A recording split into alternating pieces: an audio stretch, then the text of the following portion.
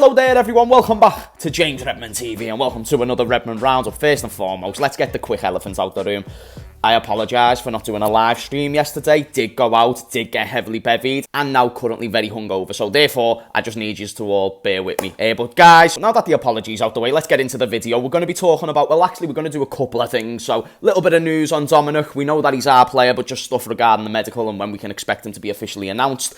Also, our away kit is now out. It's been rumoured for a while, but the little creeper looking thing, I want to react to it because I haven't done a reaction to kits before, and a lot of people ask my opinions on the new kit. So first and foremost, let's talk about man like Dominik. Dominik is now going to be having a medical. He's left, I believe, yesterday, or is set to be leaving, has been granted permission to leave and, have a medical at Liverpool, which is great stuff. It's fantastic that we're going to be seeing Dominik officially announced soon. And I also know that people are always sceptical because of the Fekir situation. But don't live your life in para because of a 1 in a million thing. Very rare for a player like Dominik to go and fail his medical. Touch wood, because that would be a big shame. But no, he will be in the city soon. I can't wait for him to be officially announced by the football club. It's always nice when it's just out the way and you're not worrying about the transfer falling through in any regard. So yeah, it's I just think all of us have got that same excitement. And to those who have their questions, you should have your questions. To those who are saying, are we overrating him?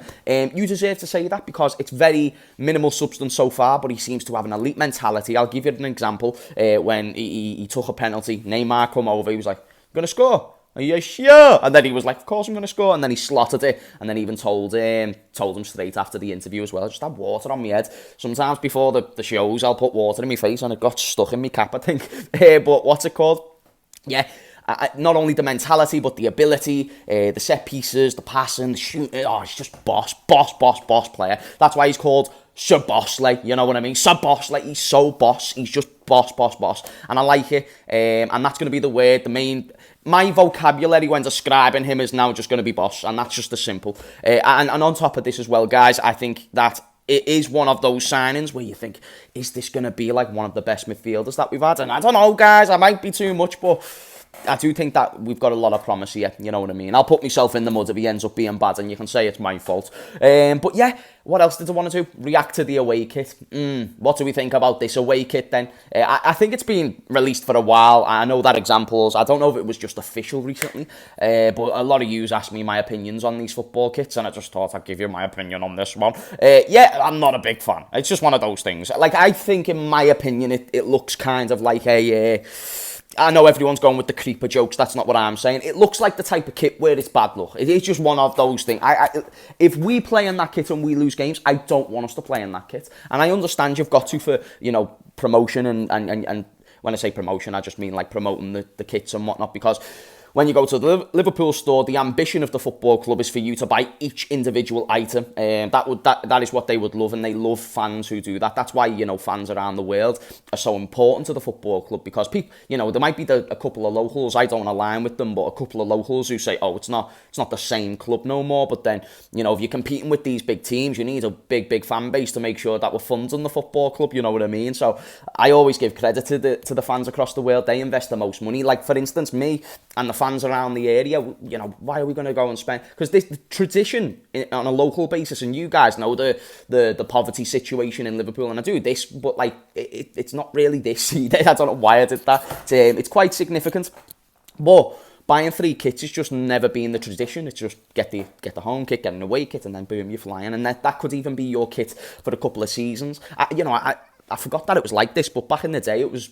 a case of, I think clubs would have a kit or the same kit for about 3 years, and then they'd change it, and I think that's absolutely amazing. I wish we could do that again, because it's more sustainable, and it's better for a lot of the fans, but then I think it takes away from the modern day materialism that a lot of young folk have, and even older people are getting materialistic as fuck nowadays, you know what I mean? And it's just one of those things that it's a common theme to notice. But yeah, I'm not someone who goes out and buys loads of shit, and this is one that I'd never buy. I just like to get the home kits, and then boom, that's me usually done. And to be honest, even there's still been the odd year where I've missed out on the home kit, you know what I mean? And I don't really sit there and feel bad for it. I just sit there and say, well, that money's going to be better spent elsewhere, and I've still got Liverpool kits, so I'm still going to add to the red crowd when you see it on telly.